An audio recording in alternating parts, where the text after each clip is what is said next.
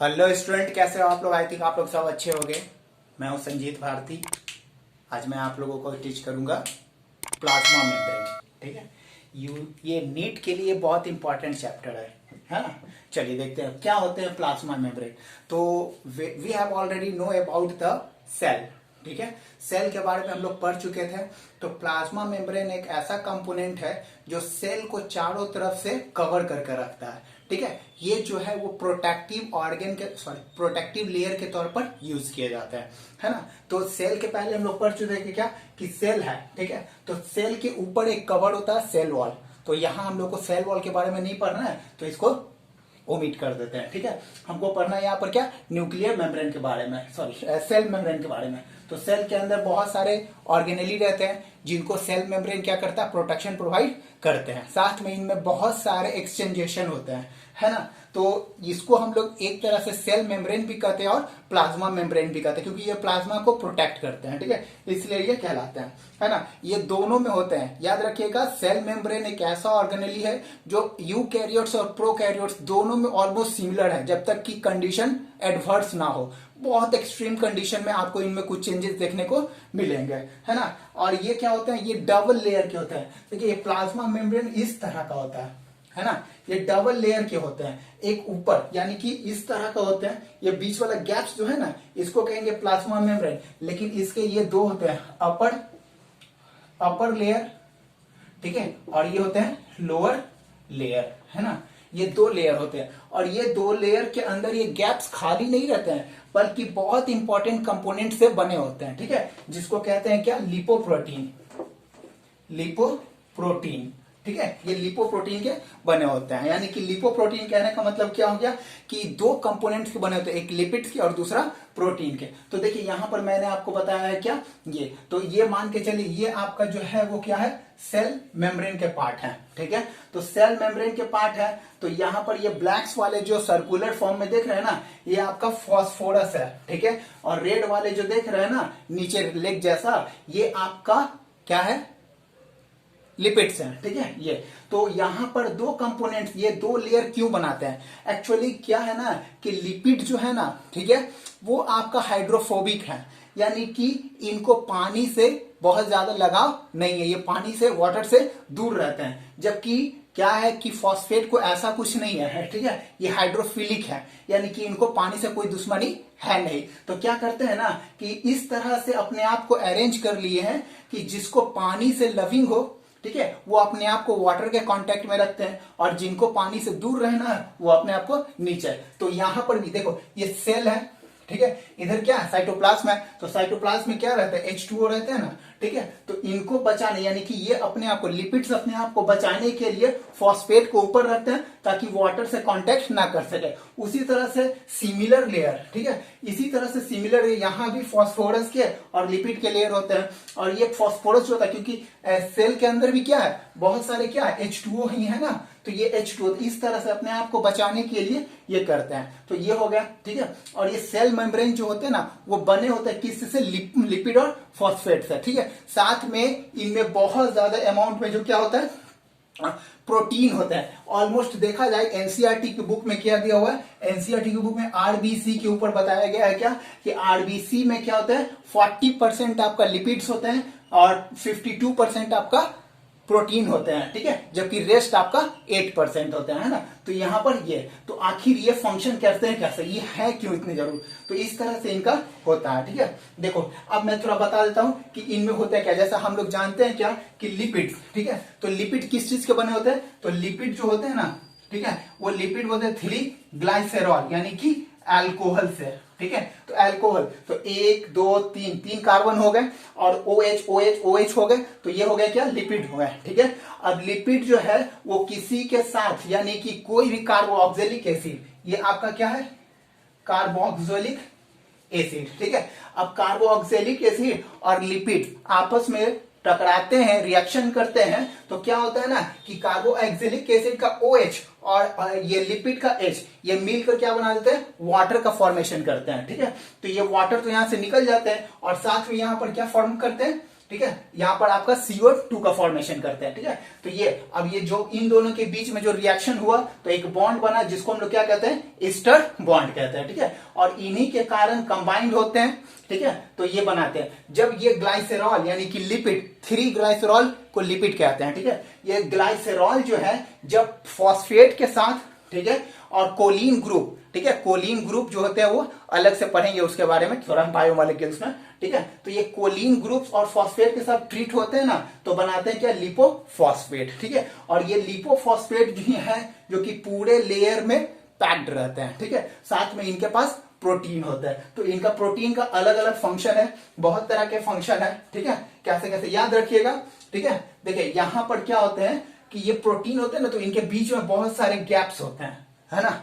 तो गैप्स होते हैं तो इनके बीच में क्या होता है, गैप्स जो है ना वो फिल करने के लिए कुछ प्रोटीन अटैच होते हैं, है ना। तो प्रोटीन जैसे ये है ना, ये मैंने ऐसे रखा तो ये बीच में प्रोटीन ऐसे ऐसे प्रोटीन भी रह गए। ठीक है, और साथ में ऐसे, ठीक है, ये ऐसे दोनों साइड में भी है और बीच में भी है। ठीक है, तो साइड वाले प्रोटीन जो रहते हैं ना, जो साइड से यानी कि ये फॉस्फोलिपिड के साइड में जो प्रोटीन लगे रहते हैं ना, उसको कहते हैं पेरिफेरल प्रोटीन। और जो बीच बीच यानी आर पार रहते हैं, ठीक है, बॉर्डर को क्रॉस कर जाते हैं ना, उसको कहते हैं क्या, इंटीग्रल प्रोटीन, है ना। तो ये प्रोटीन जो होते हैं ना, ये क्या करते हैं, साथ में अटैच करते हैं फॉस्फोलिपिड को एक दूसरे से। ठीक है, और साथ में एक पैसेज की तरह भी फंक्शन करते हैं, है ना। तो यहां पर क्या होता है कि ये इंटीग्रल प्रोटीन जो है ना, ये फंक्शन करते हैं किस चीज के लिए, फंक्शन करते हैं ट्रांसपोर्टेशन में, है ना।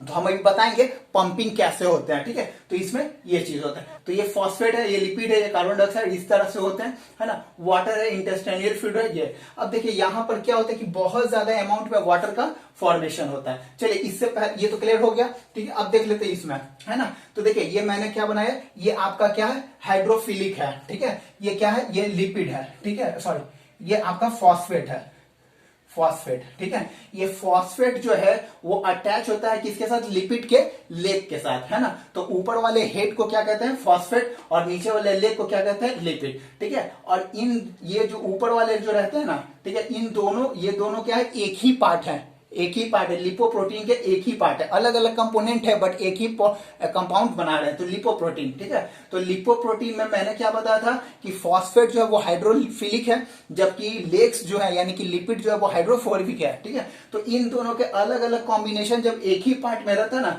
तो उस तरह के कंपोनेंट्स को कहते हैं क्या, एम्फीपैथिक कंपोनेंट्स। ठीक है, तो ये एम्फीपैथिक कंपोनेंट यानी कि 2 different component of the same compound.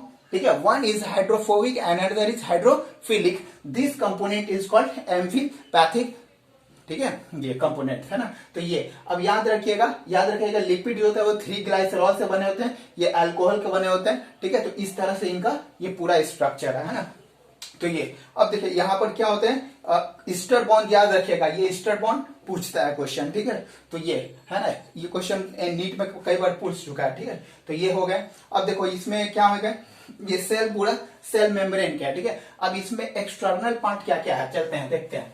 ठीक है, ये कैसे कैसे बने हैं, इसमें क्या क्या अभी कैसे, इसका तो ये आउटर स्ट्रक्चर पता चल गया। ठीक है, अब इसका हम लोग मैकेनिज्म पता करते हैं कि मैकेनिज्म में ये क्या करते हैं, है ना, एक्चुअली क्यों इसमें होते हैं। तो देखिए मैंने बताया क्या कि ट्रांसपोर्टेशन, ठीक है, ट्रांसपोर्टेशन, है ना।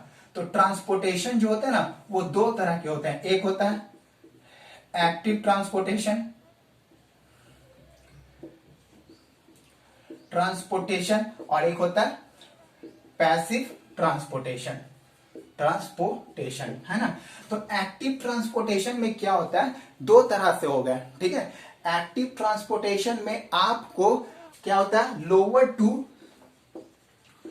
To higher, higher concentration, concentration, है ना। लो से हाई की तरफ कॉन्सेंट्रेशन लगाने की जरूरत पड़ती है। ठीक है, तो इसमें क्या होगा कि यूज होगा क्या, यूज एटीपी यानी कि एनर्जी। ठीक है, इसमें एनर्जी की जरूरत पड़ती है, जबकि इसमें क्या है, हायर टू लोअर। ठीक है, हायर टू लोअर, है ना। इसमें नॉट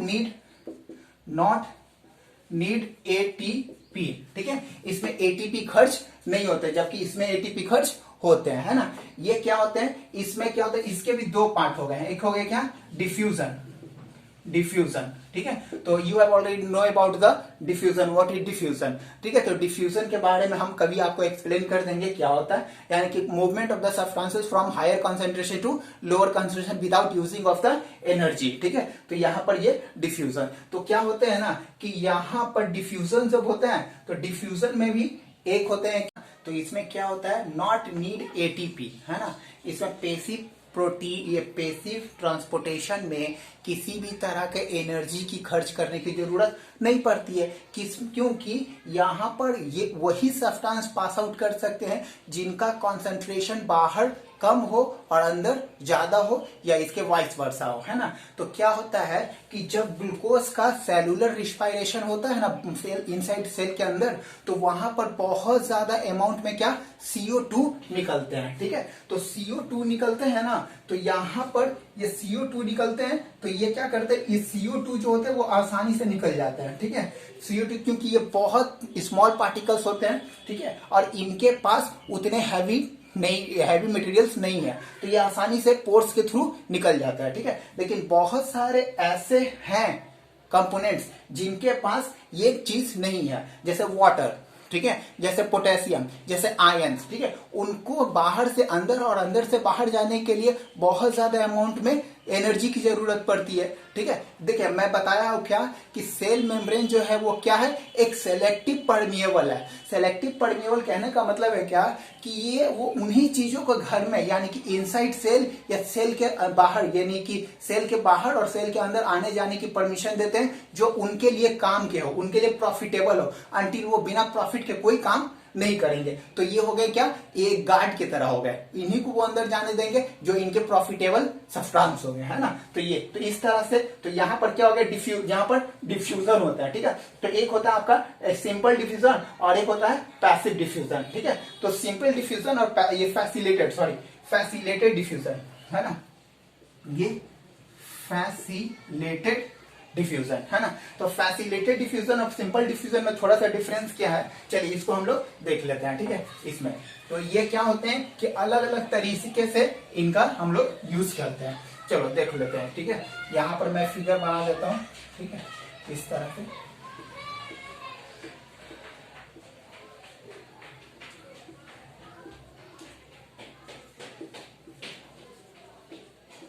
ठीक है। ये देखिए अब यहाँ पर क्या है कि इंटीग्रल प्रोटीन इसके अंदर रहते हैं, है ना। जरूरी नहीं है कि इंटीग्रल प्रोटीन सिर्फ यहीं पर हो, ठीक है, और ये इतने मोटे ही हो, है ना, पतले भी हो सकते हैं, वो इस तरह के पासेस भी हो सकते हैं, ठीक है, यहाँ पर भी इस तरह से भी लगे रह सकते हैं। तो ये बहुत तरीके से होता है ना। तो ये वाला जो इंटीग्रल प्रोटीन है ना, ठीक है, इंटीग्रल प्रोटीन के अंदर क्या है, छोटे से पाइप जैसे रहते हैं, ठीक है, इस तरह से, है ना। तो इंटीग्रल प्रोटीन, यहाँ पर दो तरह के प्रोटीन हो गए, एक हो गए आपका क्या, प्रोटीन में दो तरह के, एक हो गया आपका कैरियर प्रोटीन, ठीक है, याद रखिएगा यहाँ पर दो तरह के प्रोटीन हो गए, एक हो गए चैनल प्रोटीन, ठीक है, ये दो तरह के प्रोटीन हो गए। तो चैनल प्रोटीन और कैरियर प्रोटीन में क्या है, थोड़ी सी की डिफरेंसेस है, ठीक है। तो चैनल प्रोटीन जो होते हैं ना, वो क्या करते हैं, पैसिव ट्रांसपोर्ट करते हैं। पैसिव ट्रांसपोर्ट कहने का मतलब क्या है कि इनके अंदर, ठीक है, जब कोई ऐसा सब्सटेंस जो हैवी सब्सटेंसेस रहते हैं, ठीक है, जो सेल के लिए इंपॉर्टेंट मायने रखते हैं, है ना, तो जैसे कि वाटर, ठीक है, तो ये तो वाटर तो काफी हैवी है, तो वाटर काफी हैवी है, तो इसको अंदर से बाहर जाने के लिए क्या करते हैं, कुछ एनर्जी की जरूरत पड़ती है। तो यहाँ पर एक गार्ड भाई साहब बैठे रहते हैं, ठीक है, ये गार्ड भाई साहब, ये क्या है, पंप ऑर्गन है, ठीक है, ये पंपिंग है। तो यहाँ पर ये वाटर को क्या करेंगे, इसके अंदर भेजेंगे, ठीक है, और यहाँ पर भेजेंगे तो यहाँ पर इसको कुछ एटीपी खर्च करने होंगे, तो उसी तरह से यहाँ पर होता है, ठीक है। और एक होता है आपका कैरियर प्रोटीन, जैसे कि ये हो गया, ठीक है, ये हो गया, ये आपका कैरियर प्रोटीन। तो यहाँ पर आपका जो भी सब्सटेंस होगा ना, ये ऐसे लगेंगे और फिर उसके बाद ये क्या होंगे, इस तरह से उल्टे हो जाएंगे और इसके बाद ये सेल के नीचे आ जाएंगे। ठीक है, तो ये कैरियर प्रोटीन जो है वे भी क्या करता है, ट्रांसपोर्टेशन का काम करते हैं। ठीक है, तो एक हो गया चैनल प्रोटीन और एक हो गया कैरियर प्रोटीन, है ना। और ये कैरियर प्रोटीन और चैनल प्रोटीन जो है ना वो ट्रांसपोर्टेशन में बहुत इंपॉर्टेंट रोल प्ले करते हैं। तो देखते हैं यहाँ पर कैसे। अब यहाँ पर क्या पंपिंग ऑर्गन है, तो exchangation of ion, exchanging of ions. ठीक है, देखिए हम लोग जानते हैं क्या कि इनको सोडियम आयन और पोटेशियम आयन की बहुत ज्यादा जरूरत होती है ना। तो सेल के इनसाइड जो होता है ना, सेल के इनसाइड पोटेशियम आयन बहुत ज्यादा अमाउंट में है। ठीक है, लेकिन सेल के बाहर जो है वो सोडियम आयन होते हैं, है ना। तो ये सोडियम आयन जो है इनको चाहिए और यहाँ पर पोटेशियम आयन बहुत ज्यादा, तो इनको बाहर भी भेजना है। ठीक है, तो क्या करते हैं कि यहां से जो मैंने बताया था ना ये प्रोटीन, ठीक है, ये पंपिंग प्रोटीन, इसको कहते हैं एक्वापोरिन। यानी कि ये जो होते हैं ना, ये प्रोटीन जो होते हैं वो 8 लेयर के बने होते हैं। यानी कि it is made up of 8 layer of protein. ठीक है, कॉल्ड क्या, एक्वा प्रोटीन या पोरीन। ठीक है, वो ये कहते हैं। और इन्हीं के थ्रू क्या होते हैं, ये आयन का एक्सचेंजेशन होता है। तो यहां पर कॉन्सेंट्रेशन किसका है, ये कौन किसका है, पोटेशियम आयन का। तो ये बाहर जाएंगे, तो बाहर जाने के लिए क्या होगा कि इसके बाहर जाने के लिए इसको एनर्जी की जरूरत पड़ती है, क्योंकि बहुत ज्यादा अमाउंट में ये बहुत हैवी आयंस है ना, तो आयंस को एक्सचेंज नहीं होने देता है। हमारा सेल मेम्ब्रेन जो है वो आयन को एक्सचेंज नहीं होते हैं। तो उसके लिए क्या करना पड़ता है, थोड़े पैसे खर्च करने पड़ते हैं। पैसे खर्च करेंगे तो पैसा हमारा क्या है, एटीपी। ठीक है, एनर्जी करेंसी। ठीक है, एनर्जी करेंसी, है ना। तो ये एटीपी जो है ना यहाँ पर खर्च होता है। तो क्या होता है कि ये पोटेशियम यानी कि एक आयन को इधर से बाहर भेजना है ना, इधर पोटेशियम आयन को, तो इसको कुछ एनर्जी खर्च करना पड़ेगा। तो याद रखिएगा एक एनर्जी यानी कि 1 पोटेशियम आयन को खर्च करने के लिए, ठीक है, 1 पोटेशियम आयन को अंदर से बाहर भेजने के लिए कम से कम आपको 2 एटीपी की मॉलिक्यूल्स की जरूरत पड़ती है। ठीक है, उसी तरह से सोडियम को बाहर से अंदर आने के लिए, यानी कि सोडियम आयन को बाहर से अंदर आने के लिए कम से कम 3 एटीपी की जरूरत पड़ती है। ठीक है, तो इस तरह से यहाँ पर एनर्जी खर्च होता है ना। और यहाँ पर एक्सचेंजेशन होते हैं आयन का। तो इसको क्या कहते हैं, पंपिंग ऑफ आयंस, है ना। ये याद रखिएगा, ये वाला क्वेश्चन जो है आई थिंक 2019 या 20 में नीट में आ चुके हैं। ठीक है, कि how much amount of the ATP required for the transmission of 1 potassium ion और 1 सोडियम आयन। तो ये क्वेश्चन आया था नीट का। तो ये चीज, तो इस तरह से इनका फंक्शन होता है। बाकी सारे कुछ तो आप फिजिकल वगैरह जानते हैं। इनका मेन मोटिव जो है सेल मेम्ब्रेन का प्रोटेक्शन प्रोवाइड करना और एक्सचेंज ऑफ आयन करना। तो इस तरह से ये करते हैं। ठीक है, चलिए ओके, थैंक यू। अब मैं आपको दूंगा क्या, हाँ, मेरा चैनल सब्सक्राइब करिए भाई, आप लोग शेयर करिए, हक से करिए, ये आप ही का चैनल है। ठीक है, चलो ओके, थैंक यू।